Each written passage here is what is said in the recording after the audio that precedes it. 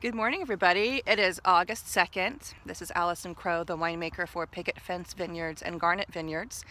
And we are here today in the Russian River. And remember how last video I said that we were really just beginning the veraison period, which is where we start to see the grapes turning from green to purple. So behind me are some Pinot Noir vines. And last time that we looked at them, they were, some were green, some were purple.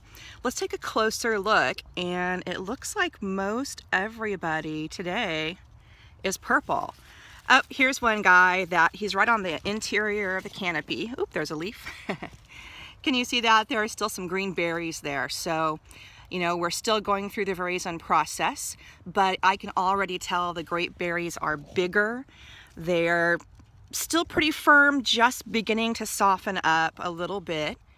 And so that means that ripening is well underway.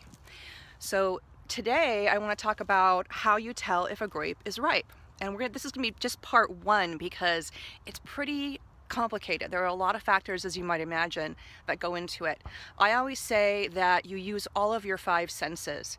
It is sight, hearing, touch, taste, and smell, believe it or not. So the first thing I do is I look at the canopy.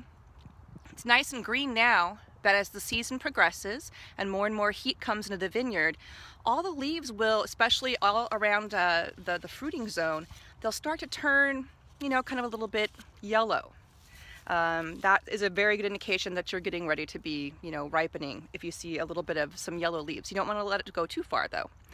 You're going to say, well, what about your sense of hearing? That's the weirdest thing I've ever heard. Well, believe it or not, when the breeze is blowing through the leaves, it makes a sound in the vineyard. And if it's more of a dry, rustly sound, that's actually a sign that harvest is, I would say not imminent, but it's progressing. It means the leaves are starting to turn from being so, green and flexible, and they're really going to be turning a little bit more brittle and stiff.